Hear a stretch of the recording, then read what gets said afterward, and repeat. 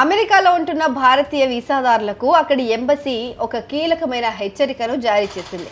ముఖ్యంగా వీసా గడువు ముగిసినా సరే అక్రమంగా అక్కడే ఉండిపోతున్న వారిని ఉద్దేశించి ఈ అడ్వైజరీ ఇచ్చింది. అమెరికా వీసా గడువు నిబంధనలు తప్పక గౌరవించండి. ఒకవేళ గడువు దాటినా అక్కడే ఉంటే గనక మీ వీసా రద్దు చేయటమే కాదు, దేశం నుంచి ఎయిర్పోర్ట్కు డైరెక్ట్గా పంపించేసి అక్కడ నుంచి మీ దేశానికి బహిష్కరించేస్తాం.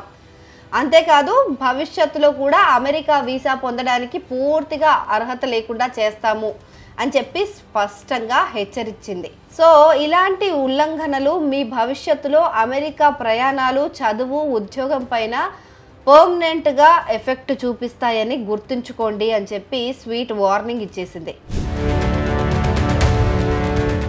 సో ఈ H1B వీసాలపైన అక్కసు, ఈ వార్నింగ్ వెనక ఉన్న ఒక రాజకీయ కోణం కనిపిస్తోంది. సో అమెరికా చట్టసభ సభ్యురాలు టేలర్ గ్రీన్ అనే ఒక మహిళ H1B వీసాలపైన అక్కడికి వెళ్లే భారతీయులను ఉద్దేశించి చాలా అభ్యంతరకరమైన వ్యాఖ్యలు చేశారు. భారతీయ H1B వీసాదారులు అమెరికన్ల ఉద్యోగాలను లాగేసుకుంటున్నారు, ఈ కార్యక్రమానికి ముగింపు పలకాలి అని ఆమె ఘాటుగా విమర్శించారు. ఇలాంటి మాటలు అప్పటికే అక్కడ పెరిగిపోతున్న ఇమిగ్రేషన్ వ్యతిరేక భావనలకు మరింత బలం చేకూర్చాయి. ఇక ట్రంప్ కొత్త ప్లాన్ 13 లక్షల వీసా బాండ్. ఈ మధ్య ట్రంప్ వలసలపైన ఎలా ఉక్కుపాదం మోపుతున్నాడనో తెలపడానికి ఒక ఉదాహరణ అని చెప్పొచ్చు. ఇప్పుడు ఈయన ఇంకో కొత్త ప్రతిపాదన కూడా తీసుకొచ్చారు. టూరిస్టు, బిజినెస్ వీసాల కోసం దరఖాస్తు చేసుకునేవారు ఇకపైన $15,000 అంటే దాదాపు 13 లక్షల రూపాయల వరకు బాండ్గా చెల్లించాల్సి ఉంటుందట. ఈ మొత్తాన్ని కూడా వీసా అప్లికేషన్ సమయంలోనే కట్టాలట. ఒకవేళ వీసాదారుడు తన గడువు ముగియగానే తిరిగి వెనక్కి వచ్చేస్తే ఈ మొత్తం అతడికి తిరిగిచ్చేస్తారు. కానీ ఒకవేళ గడువు దాటినా కూడా ఒక్కరోజు అమెరికాలో ఎక్కువ ఉన్నా కూడా ఆ డబ్బు తిరిగి రాదు.